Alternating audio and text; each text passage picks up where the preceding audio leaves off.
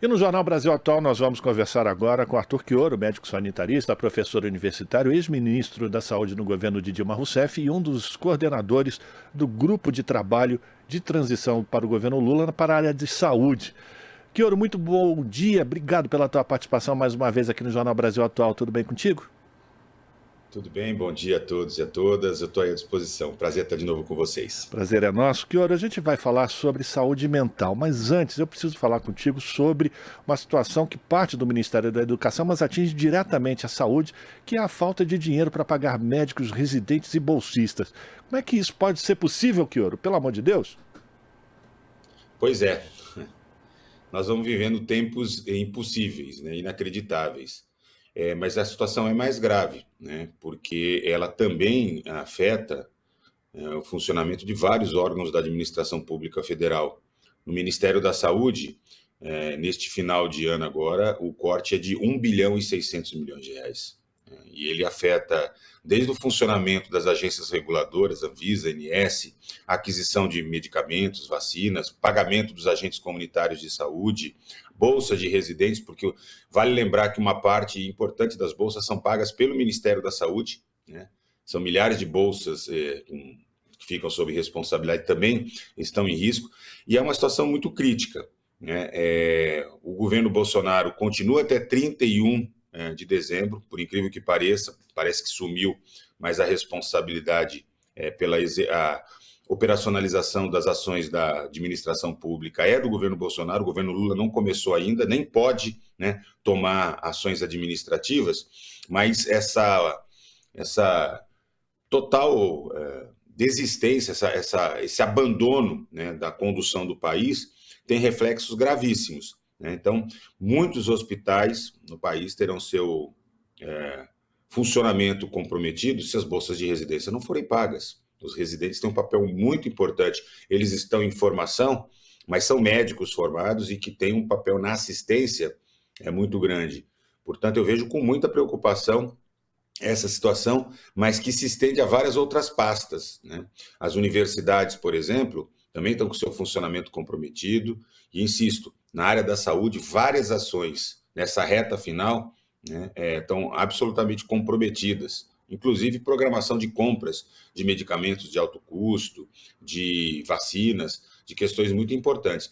O governo Bolsonaro precisa responder como é que vai dar conta, né, dessa triste realidade, né?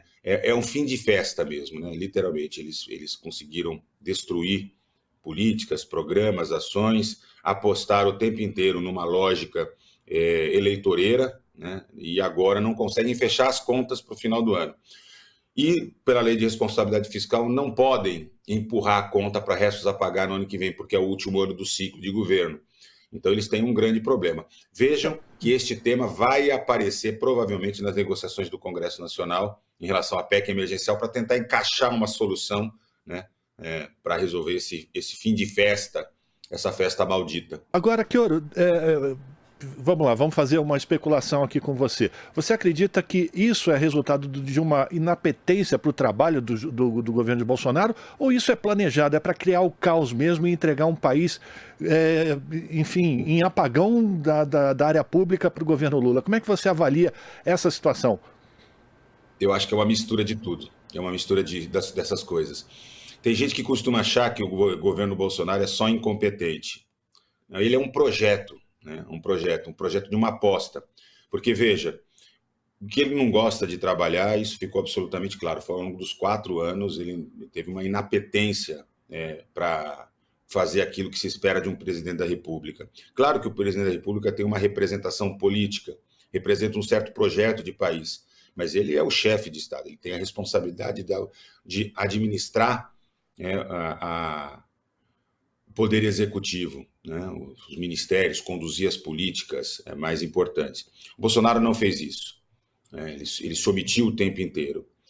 É claro que a sua omissão também abre espaço para um certo jeito de governar o país, ou seja, à medida em que ele não ocupou os espaços, os interesses econômicos, por exemplo, foram o tempo inteiro prevalecendo. Mas veja, também tudo isso está muito relacionado ao projeto neoliberal, né, e, em particular, né, que se expressa pela emenda do teto. Porque a emenda do teto, ela limita, que foi aprovada no governo Bolsonaro, desculpa, no governo Temer, quando se projetava a tal da ponte para o futuro, que na verdade era uma ponte para destruir direitos, né? Tanto que começou com as reformas trabalhistas, com a reforma da Previdência, e progressivamente foi destruindo cada uma das políticas públicas, né, que garantem, moldam o Estado democrático de direito, o SUS, o SUAS, as universidades públicas, a ciência e tecnologia, as políticas de moradia, de meio ambiente, tudo isso foi sendo destruído, né? E aí a gente chega a esse final de festa. Imagine se Bolsonaro tivesse ganho a eleição. Imagine, né, o grau de aprofundamento da destruição do Estado brasileiro, das políticas públicas. Nós não resistiríamos, literalmente, eu creio dizer, até porque essas políticas públicas que foram implementadas, particularmente a partir do governo Lula, governo 2, depois de Dilma, etc., elas foram fundamentais para proteger a população mais pobre, né? Ela tem um papel de proteção social muito grande, né? E foram exatamente elas que foram sendo solapadas, né? E é importante, por que começou com a reforma, por exemplo, a reforma trabalhista? Porque precisava colocar de joelho a classe trabalhadora, enfraquecer os sindicatos, porque os sindicatos não apenas têm uma pauta corporativa, mas eles disputam um projeto de país, né? Então, assim, é interessante entender que Bolsonaro não é um desastre, ele é um projeto que apostou no desastre, com interesses múltiplos. Acho que isso talvez a gente tenha dificuldade, e nós vamos ter que aprofundar um pouco da leitura do que significou esses 4 anos de governo, né, o que significaram esses 4 anos de governo, para compreender em profundidade tudo que ele significou, até para aprender, né, e perceber que nós não podemos deixar jamais, né, que isso retorne à nossa realidade. A gente está conversando com o Arthur Quioro, que é integrante da coordenação do Grupo de Trabalho de Saúde do governo de transição do governo Lula. Vamos falar de saúde então agora, Quioro. Já ficaram definidas algumas prioridades, uma delas que já está anunciada para todos é a reativação de um grande programa de imunização, a vacinação de novo como uma meta para o governo federal. Mas eu quero falar também sobre a saúde mental, porque também houve um grande desmonte no governo Bolsonaro de todos os avanços que foram conseguidos com aquele grupo de reforma antimanicomial, não é verdade? Inclusive com a adoção de novo do surgimento de manicômios, alguns com viés religioso fundamentalista. Eu queria que você falasse como é que vocês estão avaliando essa situação, uma vez que com a pandemia, com a Covid, quadros de depressão e ansiedade também aumentaram muito, não? Bom, em primeiro lugar, os transtornos mentais já têm uma altíssima prevalência antes da pandemia, né? É um problema de saúde pública para todos os países no mundo inteiro, né? Então, assim, nós já partimos de um patamar de muita exigência do ponto de vista de organização de uma rede de atenção psicossocial capaz de enfrentar esse problema. E com a pandemia, né, com a medo da morte, as perdas, a não vivência do luto, projetos de vida, desemprego, o próprio negacionismo do governo, a maneira com que o presidente Bolsonaro tripudiou das famílias, das vítimas, enfim, por todo esse contexto, né, nós tivemos um aumento considerável da demanda. Assim, isso apareceu tanto no setor público, para aqueles que têm consultórios particulares, psicólogos, psiquiatras, há uma explosão de demanda, porque aumentaram os transtornos mentais leves, moderados, graves, tentativas de suicídio e até mesmo o uso abusivo de álcool e outras drogas, né? Violência doméstica. Então, há um contexto muito favorecedor do adoecimento, do sofrimento psíquico. E o governo, ao invés de investir de maneira muito importante na RAPS, na Rede de Atenção Psicossocial, para poder suportar, para poder acolher, para poder atender a essa demanda crescente, ele fez exatamente o investimento contrário. Ele foi desfinanciando, foi desmobilizando, foi destruindo a reforma psiquiátrica, né, precarizando a política de saúde mental, ao ponto, inclusive, de não ter mais uma área no Ministério da Saúde para cuidar, né? E, ao mesmo tempo, Osmar Terra, né, levou para o Ministério da Cidadania no Bolsonaro a política de drogas, e numa feição absolutamente conservadora, ao ponto de ampliar de maneira muito importante as comunidades terapêuticas, né? E aí sem separar joio do trigo, né? Apostando em comunidades terapêuticas que são, como você bem colocou, né, dirigidas por forças fundamentalistas, né, que apostam no isolamento, na segregação, entre aspas, na disciplina, que muitas vezes chega a ter castigo. Em alguns lugares nós temos gravemente feridos direitos humanos. Eu não estou dizendo que em todas as comunidades terapêuticas isso aconteceu, mas veja, o Ministério da Cidadania passou também a contratar hospitais psiquiátricos. Aqueles que no Ministério da Saúde, historicamente, vinham sendo substituídos, fechados, né, em troca da expansão da rede de atenção psicossocial e de leitos psiquiátricos em hospitais gerais, passaram a ser novamente financiados pelo Ministério da Cidadania, ao ponto de hospitais psiquiátricos receberem recursos de 2 ministérios, da Saúde e do Ministério da Cidadania. Então, nós vivemos um verdadeiro atraso. Então, agora, uma das grandes compromissos que o Ministério da Saúde no governo do presidente Lula terá, junto, inclusive, com o Ministério da Justiça, junto com o Ministério do Desenvolvimento Social, né, que vai ser reestruturado também, é uma total reformulação da política de saúde mental, de álcool e outras drogas. Agora, Chioro, para isso ser colocado em prática, precisa de profissional. Como é que está a formação dos profissionais para atuarem nessa área? Veja, nós tivemos um grande investimento em programas, não apenas de reestruturação das diretrizes curriculares dos cursos de saúde, tanto de medicina, de psicologia, de enfermagem, serviço social, terapia ocupacional, todas as áreas que estão envolvidas no cuidado da saúde mental, como nós tivemos, a partir do governo Lula, né, um grande investimento nas chamadas residências, tanto na residência médica como na residência multiprofissional. Nós estávamos falando agora há pouco, inclusive, da questão do corte das bolsas da residência. E a formação, através da residência multiprofissional, na RAPS, na Rede de Atenção Psicossocial, vem produzindo uma qualificação muito importante dos profissionais de saúde.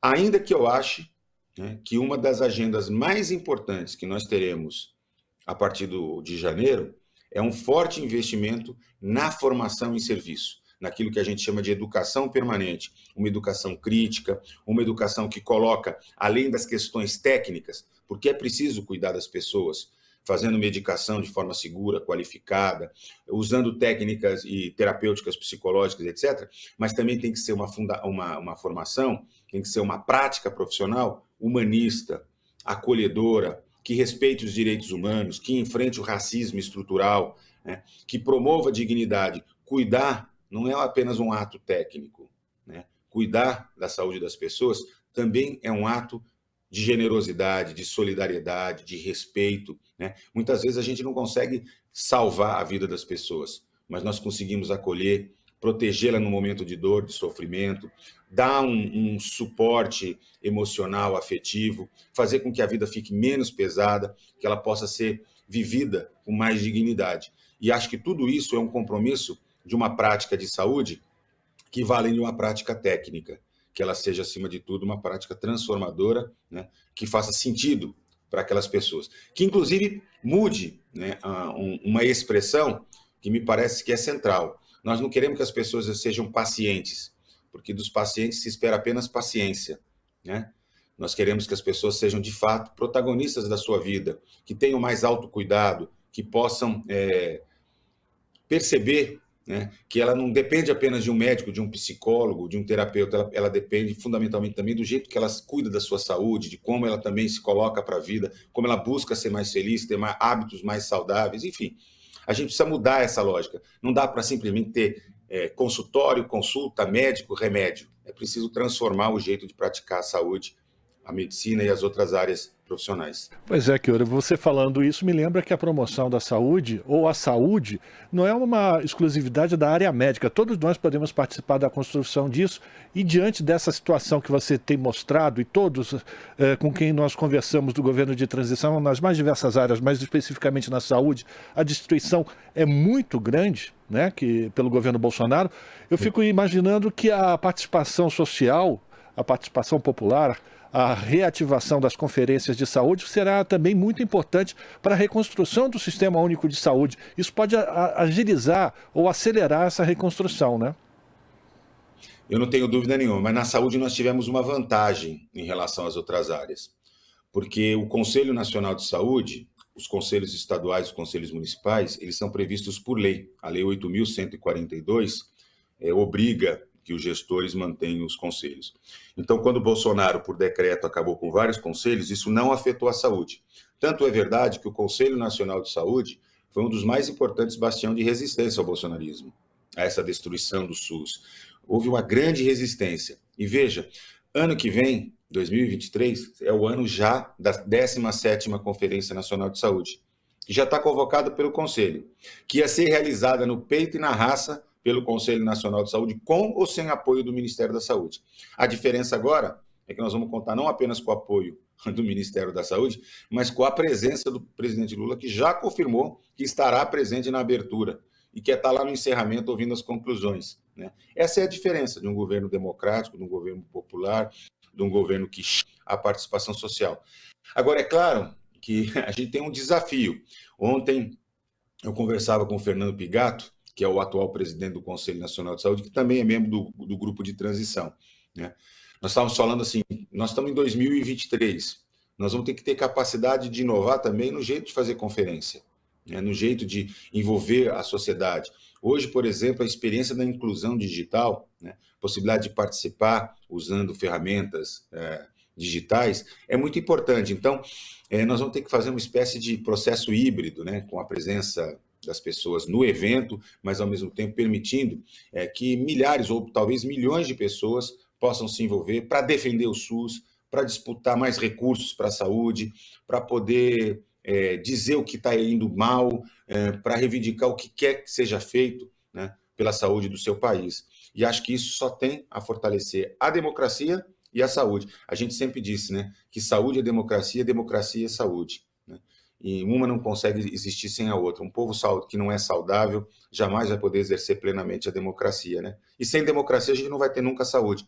Portanto, para nós esse é um tema muito, muito, muito caro e, aliás, é um dos elementos que nós estamos apontando no nosso relatório. Pois é, eu queria fechar essa nossa conversa, Chioro, exatamente sobre isso. O trabalho de vocês no GT. Como é que vocês vão apresentar o relatório final? Dia 12, o presidente Lula será diplomado, né? E a partir daí o Lula promete já apresentar nomes para ocupar os ministérios. Já existe alguma indicação do quem poderá comandar a pasta da saúde no governo Lula? Essa é a pergunta que todo jornalista faz para a gente, né? Veja, nós vamos entregar o relatório final no dia 11, foi antecipado para o dia 11. Então, o grupo de transição praticamente encerra seu trabalho no dia 11, pode ser que tenha algum rescaldo, alguma tarefa adicional que a coordenação nos peça, mas dia 11 a gente termina o trabalho. Dia 12 o presidente Lula é empossado. E segundo ele mesmo disse, ele tem 80% do ministério já definido na sua cabeça, na cabeça dele, né? E parece que ele começa a anunciar, não sei se tudo ou em lotes, né, a partir do dia 13. Até onde a gente saiba, né, ele ainda não fez nenhum pronunciamento sobre a questão da saúde, a área da saúde. Tem alguns indicativos de uma ou de outra área, a gente ouve muita especulação, muitos nomes circulando na imprensa, né? Mas eu tenho só uma certeza, o presidente Lula sabe da gravidade da situação da saúde, né? Nós, não apenas agora no grupo de trabalho de transição, mas ao longo de todos esses 4 anos, tivemos a oportunidade várias vezes dialogar com ele, colocá-lo a par da situação da saúde. Ao longo da campanha, ele priorizou muito esse tema, né? Ele buscou compreender os principais problemas, ele chegou a participar de reunião agora do grupo de transição com a gente, fez claras demandas, né? Ele tem prioridades muito claras, ele tem uma obsessão em resolver o problema do acesso, de garantir que os brasileiros saiam dessa fila, né? O problema não é a fila pode ter, desde que ela ande rápido, né? A fila só organiza a demanda. O problema é que as pessoas entram na fila e são desrespeitadas, perdem a chance de fazer um diagnóstico, de fazer um exame, de fazer um procedimento e sofrem, morrem por conta disso.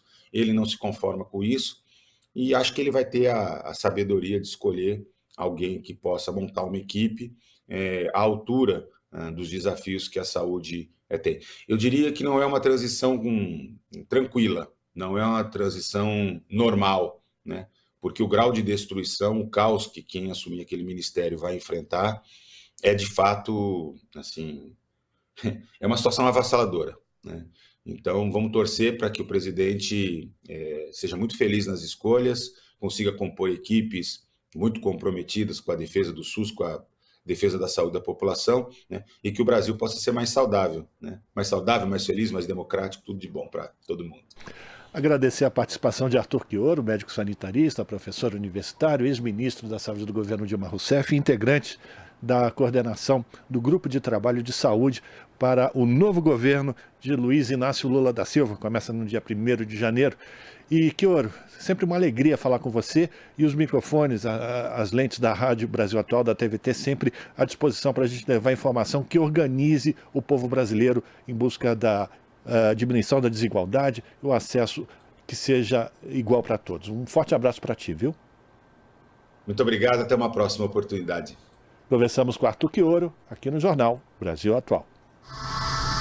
Estamos apresentando Jornal Brasil Atual. As notícias que os outros não dão.